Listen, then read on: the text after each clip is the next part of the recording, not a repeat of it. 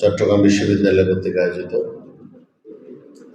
July August গণঅভ্যুত্থানের শহীদদের প্রতি সম্মান জানানো এবং যারা এই জুলাই যুদ্ধে গণঅভ্যুত্থানে নিজেদেরকে আত্মনিয়োজিত করেছে, অঙ্গত্ব বরণ করেছে, শহীদ হয়েছে, সকলকে শ্রদ্ধা এবং সম্মান জানানোর জন্য আয়োজিত এই আলোচনা সভার সম্মানিত আহ্বায়ক, উপস্থিত এই বিশ্ববিদ্যালয়ের উপাচার্য, উপ-উপাচার্যবৃন্দ, সম্মানিত এই বিশ্ববিদ্যালয়ের শিক্ষকবৃন্দ, উপস্থিত আমার বিভিন্ন ছাত্র সংগঠনের প্রতিনিধিত্বকারী ভাই বোনেরা, এই বিশ্ববিদ্যালয়ের শিক্ষার্থীবৃন্দ এবং উপস্থিত সংবাদকর্মী সহ সুশীল সমাজের প্রতিনিধিবৃন্দ, আসসালামু আলাইকুম। আজকে 5ই আগস্ট প্রায় 2 বছর হয়ে গেল বাংলাদেশ থেকে ফ্যাসিস্ট সরকারের প্রধান সহ তার দোসররা যেদিন পালাতে বাধ্য হয়েছে, তার চেয়ে প্রায় আজকে 2 বছর হয়ে গেল।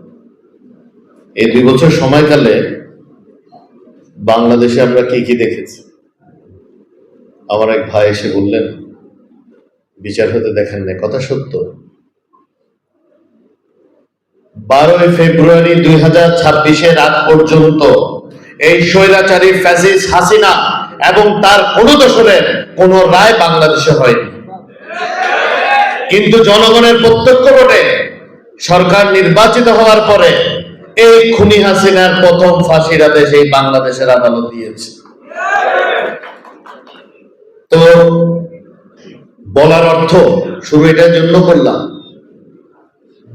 বাংলাদেশের মাননীয় প্রধানমন্ত্রী অর্থাৎ জনগণের প্রত্যক্ষ ভোটে নির্বাচিত প্রধানমন্ত্রী, যিনি 300টি নির্বাচিত সংসদীয় আসনের মধ্যে তার দল 213টি সংসদীয় আসনের প্রতিনিধিত্ব করে, তাদের যে বাংলাদেশিদের কাছে জবাবদিহিতা এই বাংলাদেশে আর কারো নেই। আমাদের সর্বোচ্চ জবাবদিহিতা রয়েছে বাংলাদেশের প্রতি, বাংলাদেশিদের প্রতি। শুধু জুলাই আগস্টের গণঅভ্যুত্থান নয়, এই 17 বছরের স্বৈরাচার বিরোধী আন্দোলনে, গণতন্ত্র পুনরুদ্ধারের আন্দোলনে যেই সকল বাবা মা সন্তান হারা হয়েছে, যে সকল বোনেরা স্বামী হারা হয়েছে, যেই সকল বোনেরা ভাই হারা হয়েছে, তাদের সকলের প্রতি আমাদের সমান দায়বদ্ধতা আছে। এবং এই দায়বদ্ধতার জায়গা থেকে নিশ্চিত করে বলতে পারি, দৃঢ়ভাবে বলতে পারি, এই জুলাই আগস্টের গণহত্যা হোক, তার পূর্ববর্তী 17 বছরের গুম খুন নির্যাতনের অপরাধীরা কোনোভাবে আইনের ফাঁক দিয়ে পালাতে পারবে না। এই দেশের প্রচলিত আইনে স্বাভাবিক বিচার ব্যবস্থাতে তাদের সর্বোচ্চ সাজা নিশ্চিত করা হবে ইনশাআল্লাহ। একদিকে যেমন কথা আছে জাস্টিস ডিলেড, জাস্টিস ডিনাইড, আবার একই দিকে একটা জিনিস স্মরণ রাখতে হবে, আমরা যেন ওই ফ্যাসিস্ট আমলের মতো ক্যাঙ্গারু কোর্টের সেটআপ দিয়ে নিরীহ মানুষকে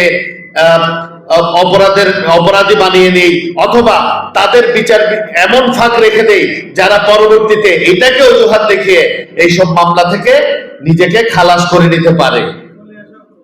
আমাদের এমন ভাবে বিচার ব্যবস্থাটা প্রতিষ্ঠিত করতে হবে যেটা প্রতিহিংসা পরায়ণ নয়, যেটা ন্যায় বিচার প্রতিষ্ঠার বিচার ব্যবস্থা হয়। প্রতিহিংসা দিয়ে বিচার ব্যবস্থা ডিসাইড করা যাবে না।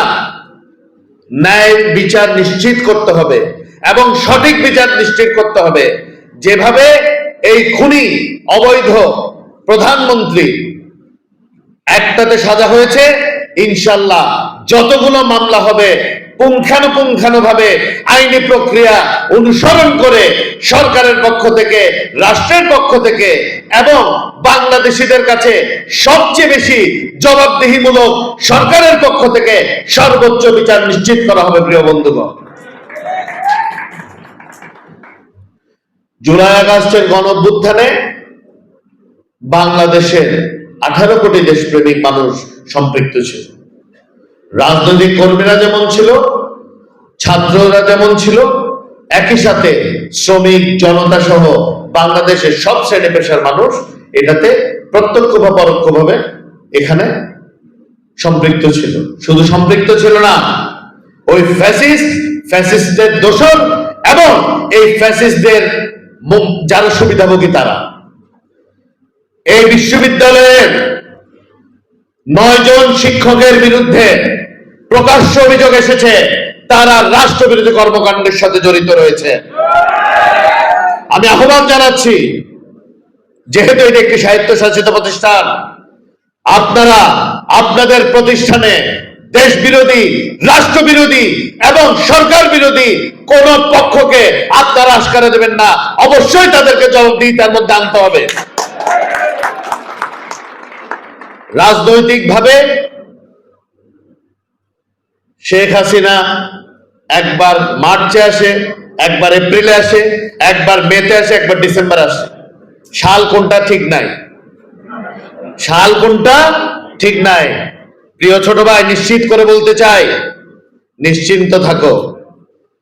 এই অবৈধ স্বৈরাচারিণী জীবদ্দশায় একটা দেশপ্রেমিক বাংলাদেশ যতদিন বাংলাদেশে জীবিত আছে সাজা ভোগ না করে এই দেশে ঢুকতে পারবে না। আত্মসমর্পণ করে আসতে হবে। অবশ্যই তাকে বাংলাদেশে ফেরত আনা হবে। আইনি প্রক্রিয়ায় তাকে ফেরত এনে বিচারের মুখোমুখি করা হবে। জুলাই গণঅভ্যুত্থানে কার কি সম্পৃক্ততা ছিল অন্য জায়গায় না জানলেও চট্টগ্রামে প্রিয় বন্ধুগণ আমি জানি। আমি খুব দুঃখ পেয়েছি, আমার ছোট ভাই রনি আজকে এখানে নেই। রাজনীতির উদ্দেশ্যে আজকে তার এখানে থাকা উচিত ছিল, কারণ সেও এই জুলাই আন্দোলন আমার একজন সতীর্থ ছিল।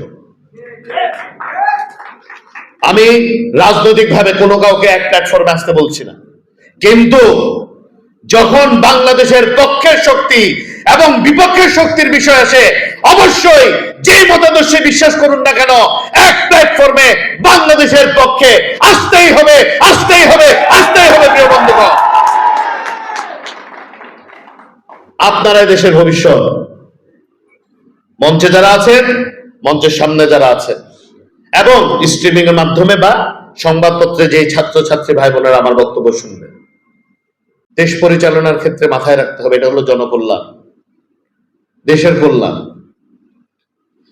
জুলাই সনদ বাস্তবায়ন নিয়ে অনেক ধরনের বক্তব্য আমরা শুনি, তাহলে জুলাই সনদ নিয়ে 2-4 মিনিট বলে, আমি জানি অনেক দেরি হয়ে গেছে, আর 5 মিনিটের মধ্যে শেষ করে দেব।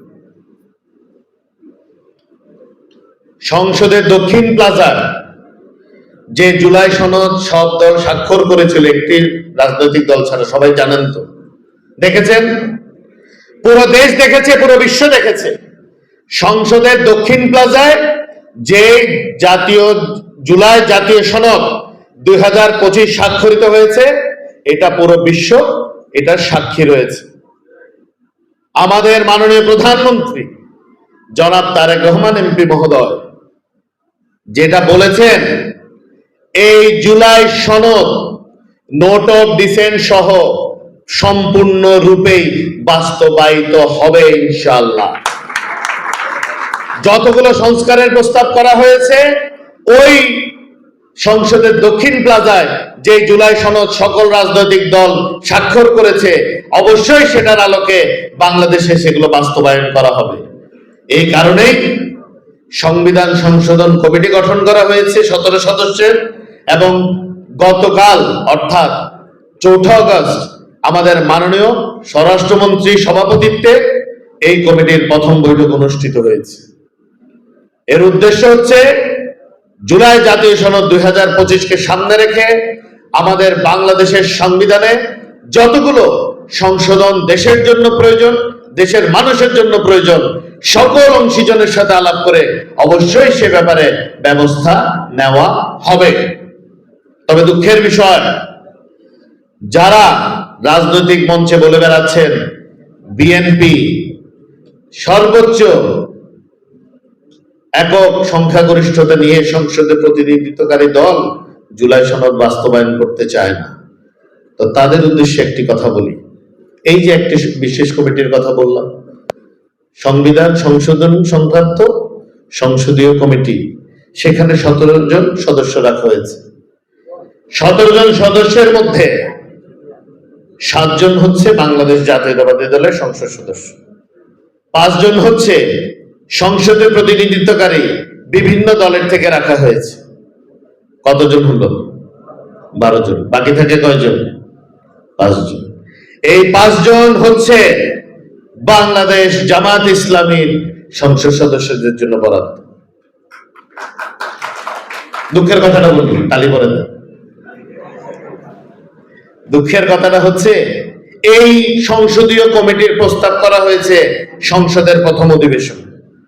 তখন ওনারা বললেন সময় লাগবে, 5টা নাম আমরা বাজেট অধিবেশনে দিব। কিন্তু যখন বাজেট অধিবেশনে আসলাম, ওনারা বললেন ওনারা এই প্রক্রিয়ার সাথে জড়িত থাকতে চান না। তাহলে বাকিটা আপনারা বিবেচনার মধ্যে রাখবেন যে জুলাই সনদ কারা মাইকে বাস্তবায়ন চায়, আর যারা বাস্তবিক অর্থে আক্ষরিক অর্থে তারা বাস্তবায়ন করতে চায়। কিন্তু আমি আশাবাদী লোক, আমি বিশ্বাস করতে চাই দেশের স্বার্থে, দেশের মানুষের স্বার্থে অবশ্যই ওনাদের শুভবুদ্ধির উদয় হবে এবং ওনারা 5 জন সদস্যের নাম দিয়ে এই যে সংবিধানের যে সংস্কার দরকার, যে পরিবর্তন দরকার, সেটাতে ওনারা সহায়ক ভূমিকা পালন করবেন। আমাদের বক্তব্য যদি দিতে চাই, রাজনীতিবিদ সারাদিনে বলতে পারবো, ওইটা না। একটা বেসিক জায়গা আমরা এক হতে হবে। বাংলাদেশে যে পরিবর্তনের রাজনীতি, সেটা আপনারা দেখছেন। মাননীয় প্রধানমন্ত্রী এত সাদামাটা জীবনযাপন করেন, রাস্তার সাইডে কোনো প্রোটেকশন ছাড়া গাড়ি দিচ্ছেন, সিগন্যালে দাঁড়াচ্ছেন। বাংলাদেশের স্বাধীনতার পরের থেকে এটা আপনারা কেউ দেখেননি, বললেও হবে না। যদি তর্কের খাতিরে বলেছেন দেখেছেন, আপনারা দেখেন নাই। পৃথিবীর খুব কম দেশে এরকম দেখেছে। আমাদের যদি আমরা সাউথ ইস্ট এশিয়াতে বলি, তার প্রশ্নই ওঠে না। আগে আগে প্রাইম মিনিস্টার, প্রেসিডেন্ট যাওয়ার সময় 2-3 ঘন্টা ধরে রাস্তা কি করতো? বন্ধ থাকতো।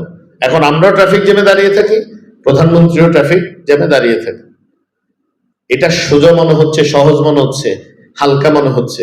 গভীরভাবে যদি চিন্তা করেন, একটা মানুষের মনস্তত্ত্বে কতটুকু পরিবর্তন আসলে উনি এই ধরনের ব্যবস্থা নেন, এটা অনুধাবন করবেন।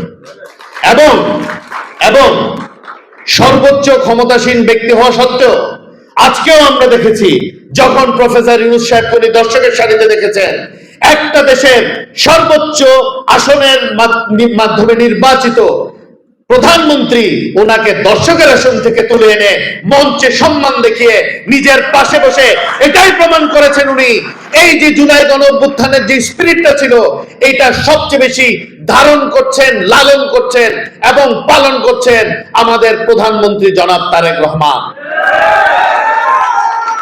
সবকিছু বলে ক্রেডিট দিতে হয় না, কিছু কিছু জিনিস মানুষের হৃদয়ে দাগ কাটে। উনি হচ্ছেন এমন রাজনৈতিক ব্যক্তিত্ব যে প্রতিটি বাংলাদেশীদের মনে, প্রতিটি বাংলাদেশী দেশপ্রেমিক বাংলাদেশের হৃদয়ে উনি দাগ কেটে যাবেন। এবং এটা আজকে যদি না বুঝে বাংলাদেশিরা, ইনশাল্লাহ অচিরেই বুঝবে। তারেক রহমানের মতো প্রগতিশীল, তারেক রহমানের মতো দূরদর্শী নেতা প্রধানমন্ত্রী বাংলাদেশে ভবিষ্যতে পেতে অনেক দিন ওয়েট করতে হবে। তবে আমি আশা রাখতে চাই আপনারা যারা এখানে আছেন, আমার সামনে যারা আছেন, আপনাদের মাঝে থেকে যেন ওনার মতো সুযোগ্য, দক্ষ এবং দূরদর্শী রাষ্ট্রনায়ক আমরা পেতে পাই। আপনারা জাতির ভবিষ্যৎ, আপনারা আমাদের ভবিষ্যৎ, আপনারা বাংলাদেশের ভবিষ্যৎ। আমি আশা করি দেশের স্বার্থে, জাতীয় স্বার্থে সবসময় কাঁধে কাঁধ মিলিয়ে আমরা একসাথে পথ চলবো, যেভাবে আমরা একসাথে পথ চলেছি জুলাই আগস্ট গণঅভ্যুত্থানে। 17 বছরের আন্দোলনে যদি একসাথে জুলাই আগস্টের মতো পথ তুলতেন, তাহলে আমাদের 17টা বছর অপেক্ষা করতে হতো না। বন্ধুগণ, আমরা যতদিন কাঁধে কাঁধ মিলিয়ে চলবো, যতই ডিসেম্বর আর জানুয়ারির হুঙ্কার দিক, আত্মসমর্পণ করা ছাড়া, আইনে নিজেকে সোপর্দ করা ছাড়া, অথবা গ্রেফতার করে বিদেশ থেকে বাংলাদেশে আনা ছাড়া হাসিনা বাংলাদেশে ঢোকার দুঃস্বপ্ন দেখতে পারবে না। বন্ধুগণ, নিশ্চিত থাকেন, গণতন্ত্রের পক্ষে, বাংলাদেশের পক্ষে এই তারেক রহমানের সরকার ছিল, আছে এবং ভবিষ্যতে থাকবে। সবাই ভালো থাকেন। আল্লাহ হাফেজ। বাংলা